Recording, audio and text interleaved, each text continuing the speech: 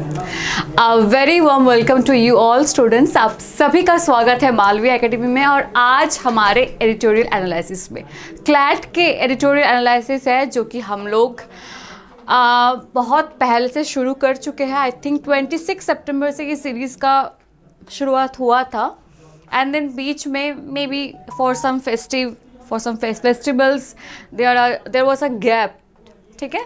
तो and then it's again renewed, फिर से हम लोग शुरू करने वाले हैं। और आज 22 अक्टूबर का एडिटोरियल एनालिसिस हम लोग देख लेंगे, ठीक है। एडिटोरियल एनालिसिस बेटा, आप इंग्लिश में करंट अफेयर्स को मत ढूंढिए, ठीक है। मैं ये पहले बता चुकी हूँ। हर एक चीज़ जो आप क्लैट में देने वाले हो, क्लैट में एग्ज़ाम में आप पढ़ने वाले हो, आप पढ़ाने नहीं वाले हो, पढ़ने वाले हो, आप जानने वाले हो, it's all related to English, ठीक है।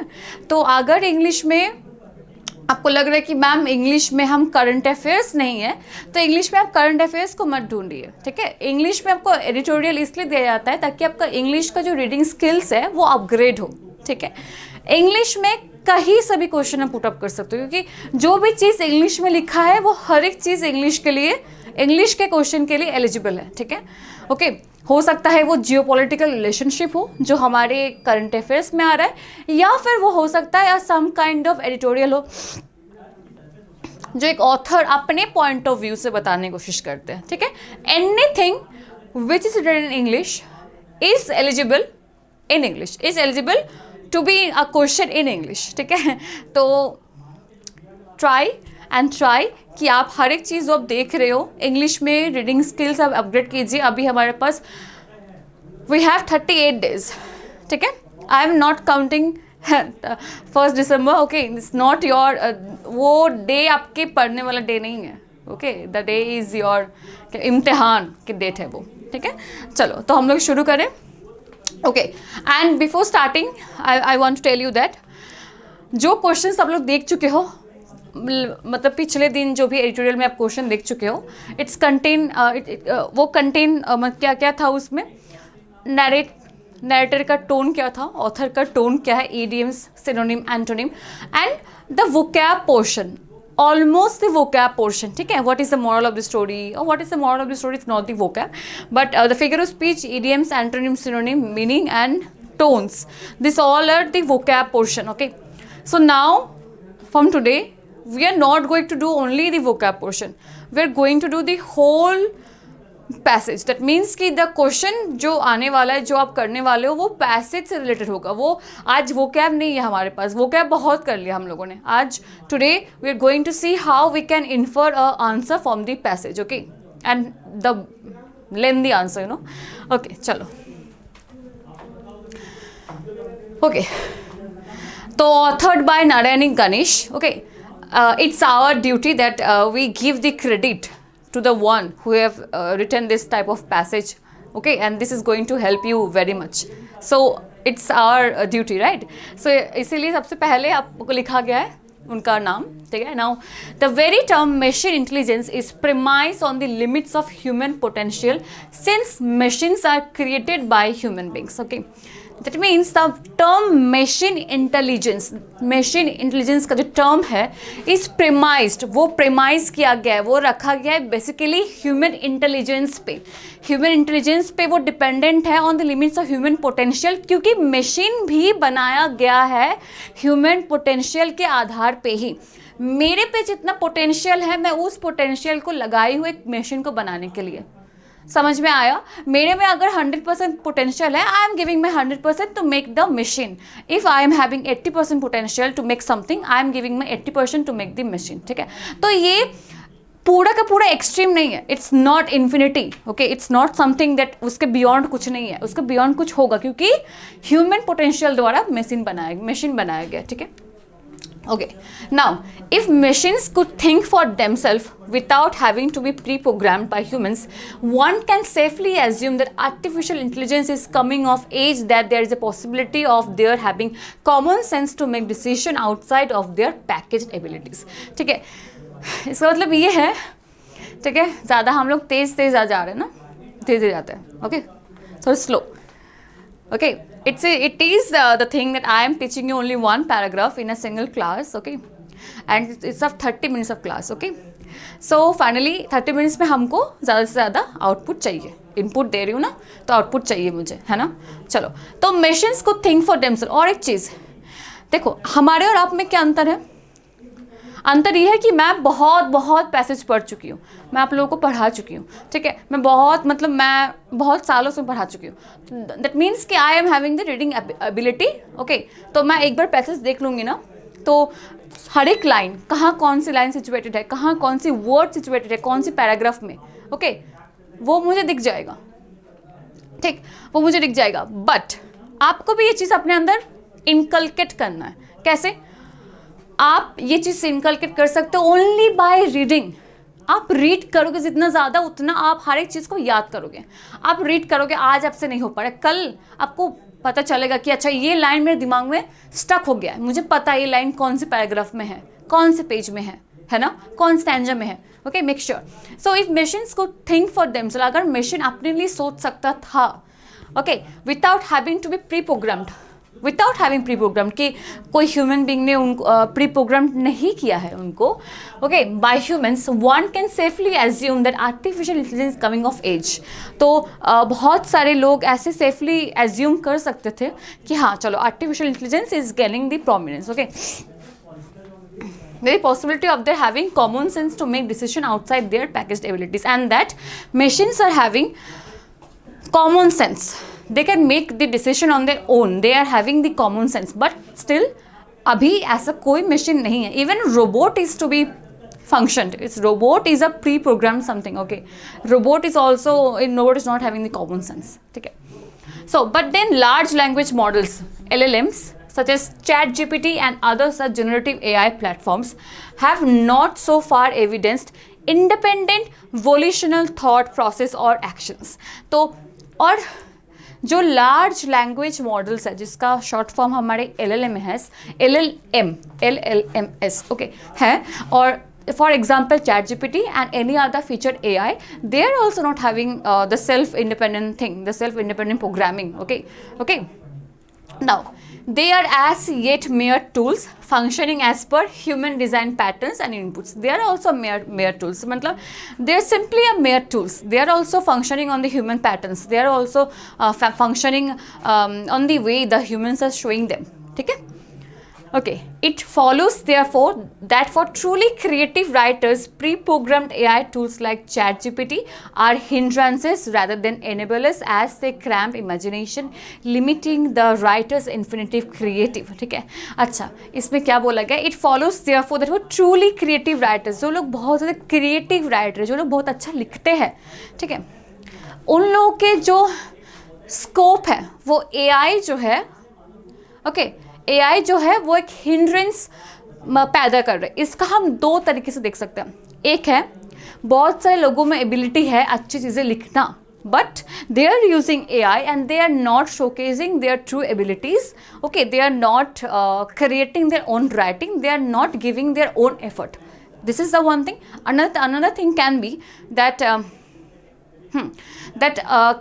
a man is a very creative writer, and there is a person B who is using AI for the creative writing, and then the one who is using his self effort is not just getting the rich, okay, as compared to the one who is using AI, okay. So AI का वो उपयोग कर रहा है in a very bad way, not very bad way, it is his own call that he is using AI, okay, but it is harming the one who is using his own effort. ठीक है. तो इसमें दो चीज़ें निकल के आ सकता है.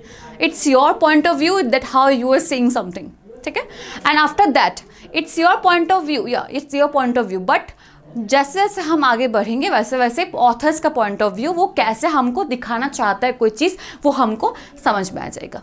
ठीक है, चलो.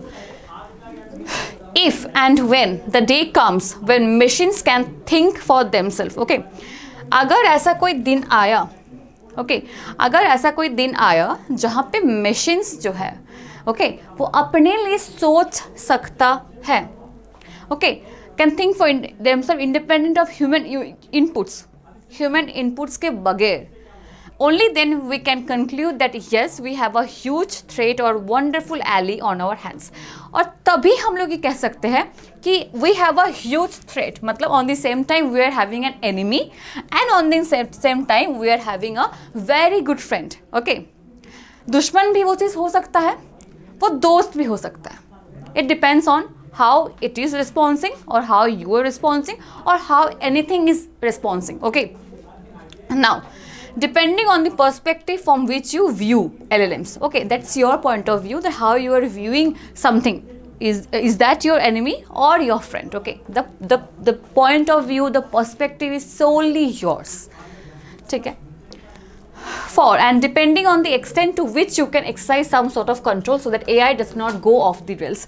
और फिर आप उसको पहचान के उसके ऊपर आप अपना कंट्रोल कर सकते हो, कंट्रोल जमा सकते हो, ताकि AI उस ट्रैक से बाहर ना जा पाए, उस लिमिटेशन से बाहर ना जा पाए. ठीक है.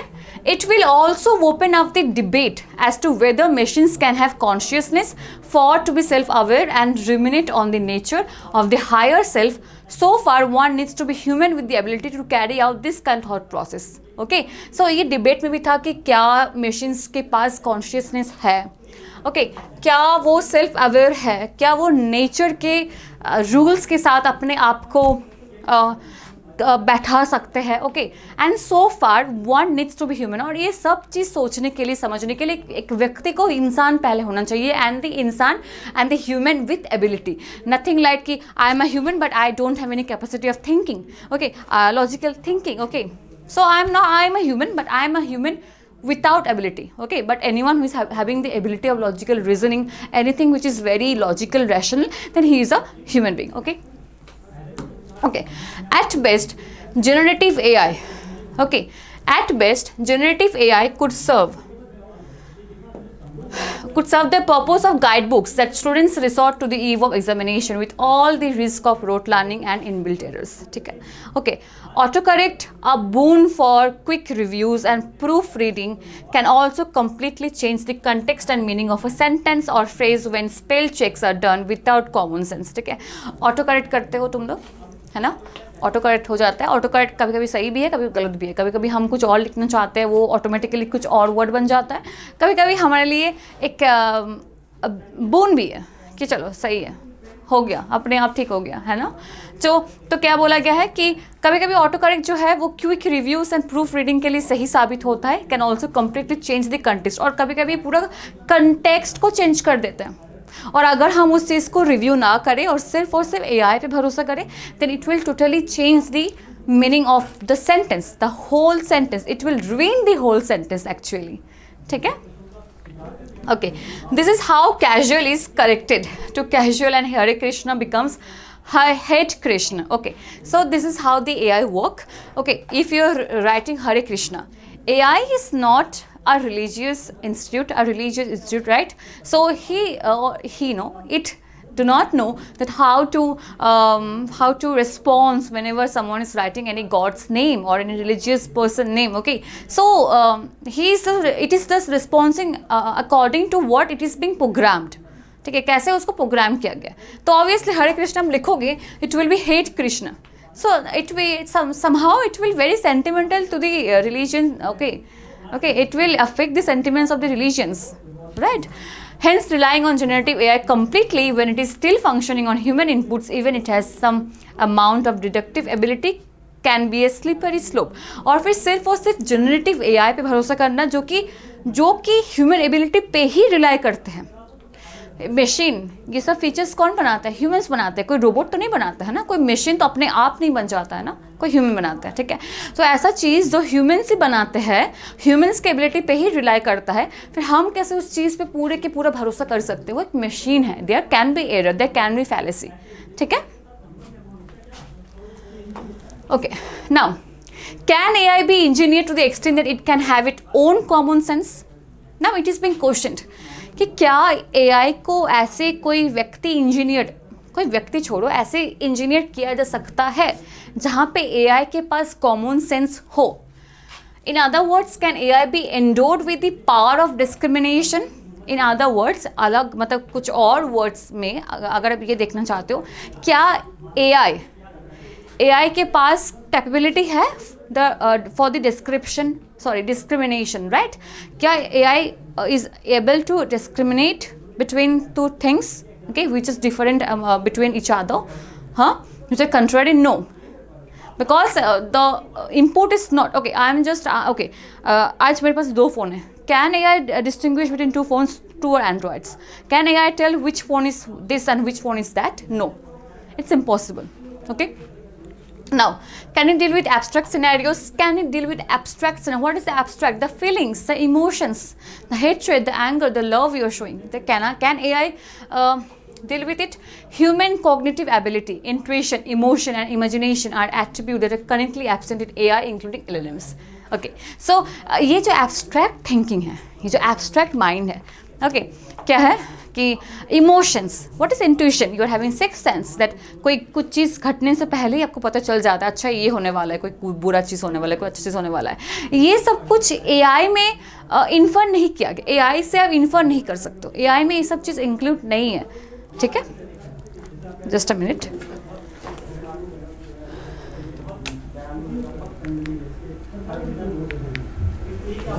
ओके, ठीक है. AI tools, okay. Now, so AI response is always constrained by fact, figure and cold logic rather than reasoning and common sense. तो AI का जो response है वो हमेशा fact, figure, factual data पे आधारित होगा, ना कि abstract, logical sense, common sense पे. ठीक है, ठीक है. Okay, a choreographed deliberate response or reaction to situation is not always the optimal way to deal with it. More human qualities like self-awareness, reflection, reasoning, imagination and compassion can play for more crucial role. ठीक है? Now, AI tools may not have social skills. AI tools के पास social skills नहीं होगा. ठीक है, may not have, हो भी सकता है, नहीं भी हो सकता है, पर नहीं हो सकता है. ठीक है. So there are several limitations holding back AI from replicating human capabilities. So AI के पास बहुत सा लिमिटेशन है, बहुत सारे रेस्ट्रिक्शन है कि वो सेम टू सेम ह्यूमन नहीं बन सकता है, ह्यूमन एबिलिटीज़ नहीं बन सकता है, वो ह्यूमन की तरह रिस्पॉन्स नहीं कर सकता. There is some restriction. And what is the restriction? The things, the abstract emotion, the abstract feeling which is not included in the AI are the restriction that it can't perform as human being. ठीक है. But who knows, soon enough not only might AI become more human like, और कौन जानता है, हो सकता है आगे आने वाले दिन में AI और ज़्यादा ह्यूमन बन जाए. और ज़्यादा ह्यूमन मतलब आप जैसा हो, आप ह्यूमन हो, पर आपसे भी ह्यूमन जैसे हरकतें AI करने लगेगा. हाँ, आपके अंदर सिंपैथी नहीं है, पर AI सिंपैथी दिखाएगा. सिंपैथी क्या है? ह्यूमन का ट्रेट है ना, ह्यूमन का कैरेक्टरिस्टिक है. So if you are not acting, if you are not having sympathy for someone else and AI is having, then AI is performing more human being than you. Okay, if you are not helping others, what is your quality, what is actually you should do as a human being, and then AI is doing so AI is performing a more human like features as compared to you. Okay, so the thing यही बोलना चाहते हैं. ठीक है. Okay, चलो. But who knows, soon enough human like they may even become our pathfinders. Okay, as Nature magazine says in the report, in the long term perhaps the biggest contribution of science of the machine common sense will be allow humans to understand themselves more deeply.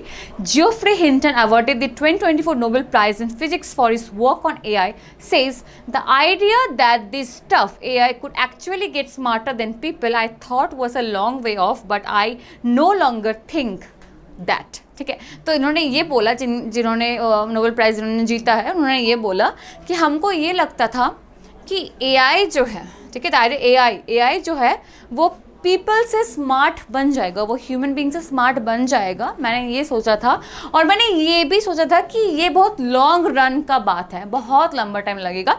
But अभी मुझे ये लग रहा है कि नहीं, ऐसा कुछ नहीं है, ये मतलब कुछ ही टाइम की बात है, मतलब as per his sayings. Okay, so okay, so passage it's done. Okay, so the main thing you have to make sure. Okay, question से मैं आपको बता देती हूँ. क्वेश्चन में कीवर्ड्स रहता है. ठीक है, बहुत सारे क्वेश्चन ऐसे रहते हैं कि which one is not in the passage. Okay, okay, point out the line which is not taken from the passage or which is not describing the meaning of the passage और something, और कोई एक word दे दिए गए passage के अंदर, अब बोला जाएगा कि एक ऐसा सेंटेंस उठाओ जो कि इस मीनिंग का मतलब नहीं समझा रहा है. Okay, so you have to just infer it out, you have to just deduct it. Okay, so make sure कि आप ये इन्फरेंस, ये जो टाइप ऑफ क्वेश्चन है ये आप ज़्यादा करो. ठीक है, ये टोन वोन सब हम लोग कर चुके हैं. You know the tone, you know what is tone, you know what is figure of speech, you know what is idiom, you know what is synonym antonym. Okay, synonym antonym is something that कितना भी पढ़ लो, कितना भी पढ़ लो, अगर luck अच्छा रहेगा सही. I do not believe in luck. I actually believe in hard work, but still synonym and antonym does not pay off. ठीक है, तो अगर आपको छोड़ना है एग्जामिनेशन में कोई भी question, you can leave antonym and synonym happily, क्योंकि बहुत लोगों को उसी में दिक्कत होती है और वही लोग छोड़ते हैं. तो आप उसको खुश भी छोड़ सकते हो, पर कोई चीज़ आसान है जो आप पैसेज को पढ़ के निकाल सकते हो, वो चीज़ मत छोड़ो. ठीक है, वो मत छोड़ना एकदम. चलो, now what is primary concern raised by Narayani Ganesh regarding machines intelligence? What is the primary concern? What is the primary concern? Okay,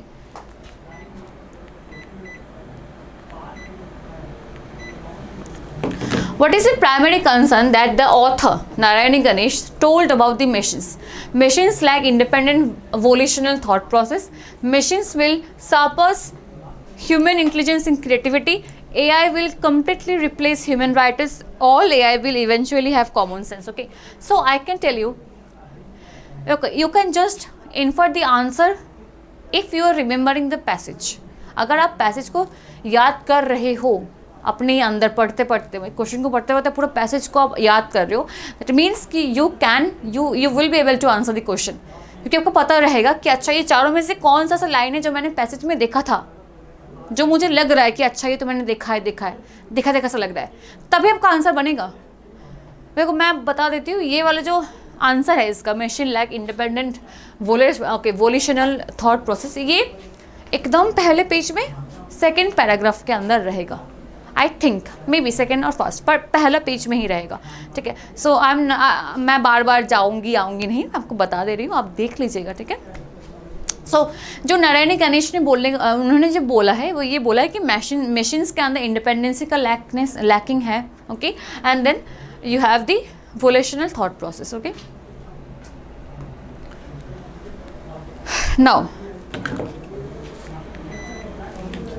according to the passage, what role do generative AI tools currently play in creative writing? Okay, according to the passage, generative AI tools currently play creative writing में क्या ऐसा role है जो generative AI play करता है. What is generative AI? You don't have to put every मतलब generative word in front of every AI LLM. No, generative को हटा दो, AI सोचो.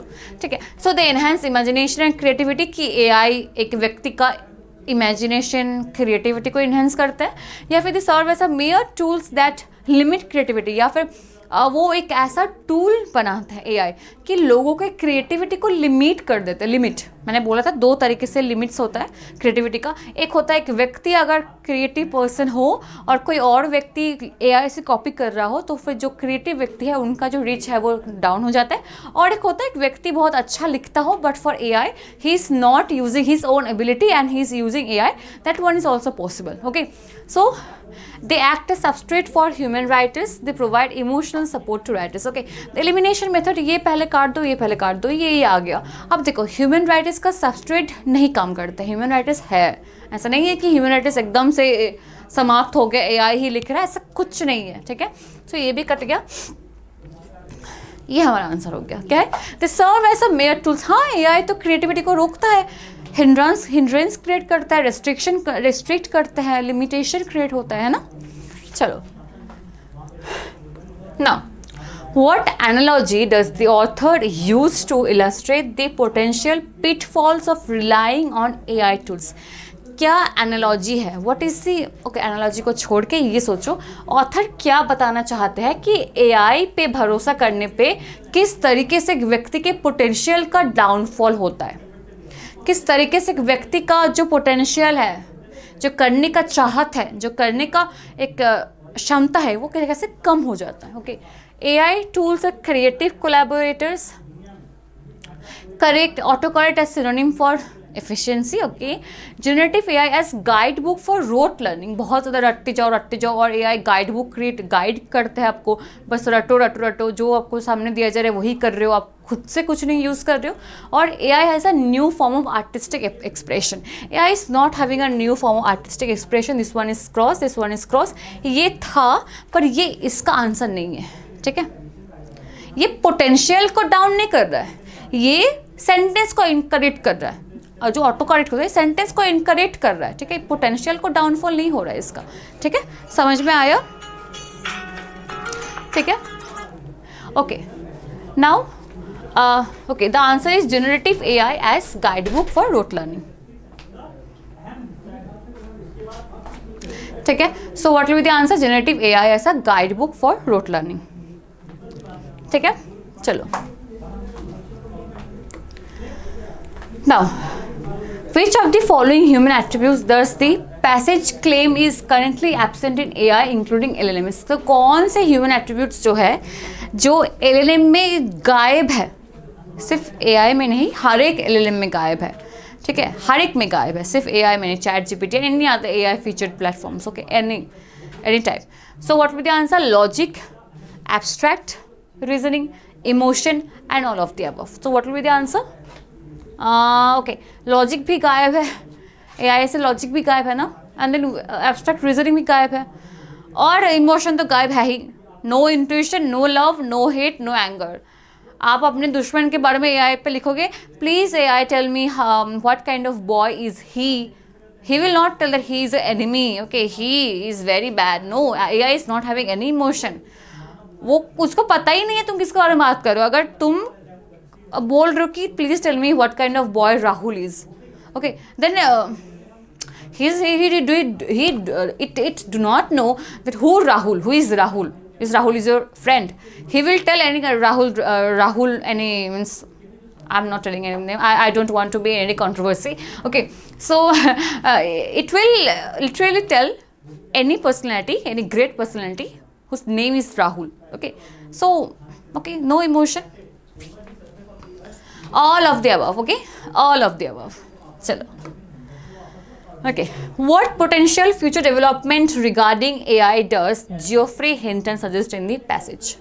ठीक है, what potential, जो आपने देखा नोबेल प्राइज़ जीता है 2024 में, उन्होंने अपने AI के बारे में क्या बताना चाहते हैं कि AI फ्यूचर में जाके कैसे बन सकता है, या फिर कैसे बनने का मतलब उनको कैसा AI चाहिए, वो किस फ्यूचर पर्सपेक्टिव से AI को देख रहे हैं.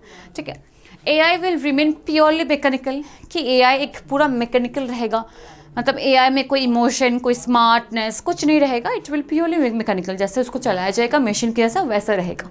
Now AI could become smarter than humans, की AI ह्यूमन से भी स्मार्ट हो सकता है as compared to humans. Okay, AI will eventually be incapable of learning, कि AI खुद कोई चीज़ लर्न नहीं कर सकता है, कुछ दूसरे को सिखा भी नहीं सकता है.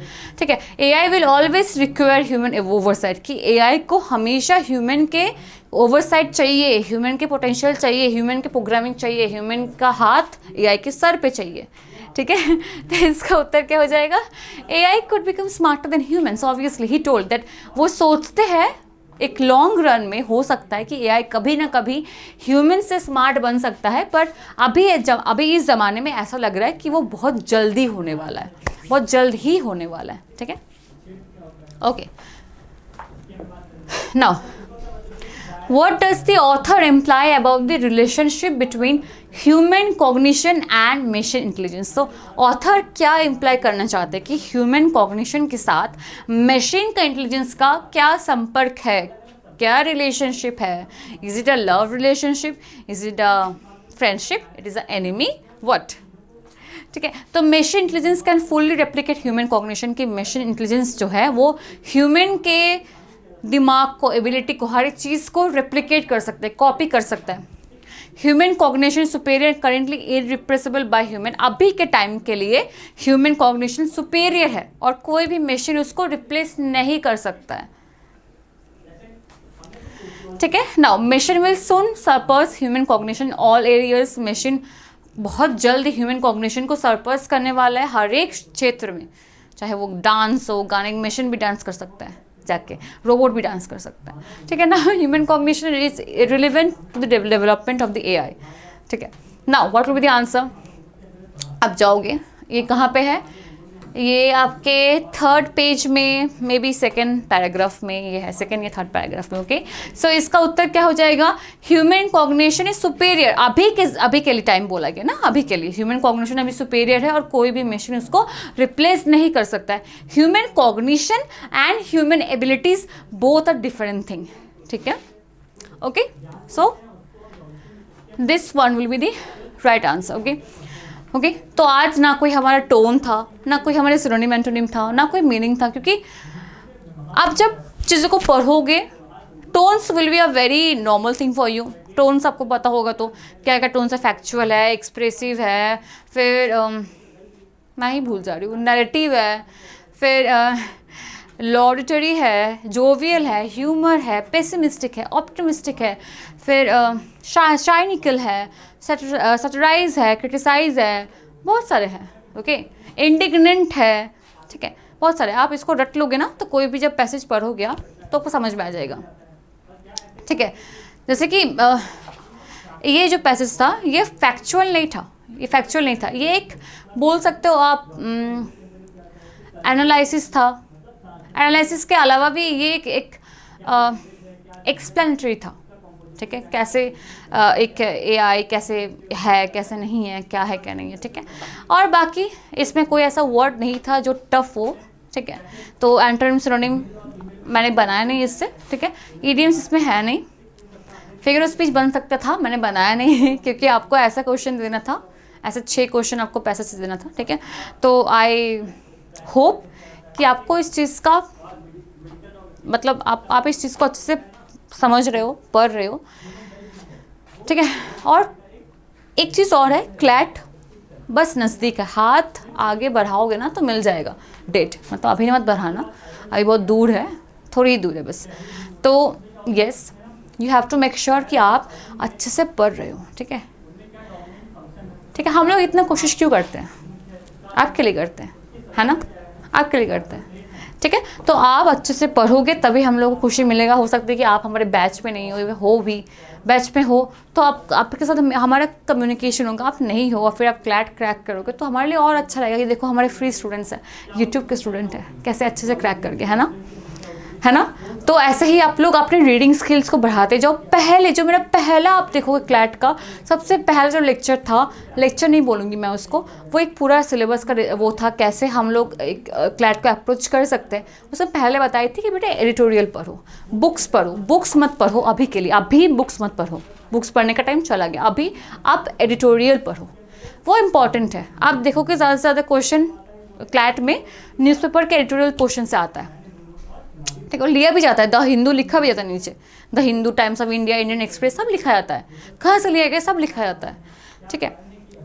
तो ये यूं ही आपको नहीं पढ़ाया जा रहा है ना, ये कोई कारण के लिए आपको पढ़ाया जा रहा है, ठीक है। एक साथ आपका करंट अफेयर्स बन रहा है, एक साथ आपका एडिटोरियल पोर्शन भी बन रहा है, एक साथ आपका रीडिंग पैसेज भी, रीडिंग कॉम्प्रिहेंशन का प्रैक्टिस भी हो रहा है, ठीक है। तो फिर से मिलते हैं कल ऐसे ही एक और पैसेज के साथ, तब तक आप लोग प्रैक्टिस करते रहो ऐसे ही, है ना। Have a nice day, take care, bye bye.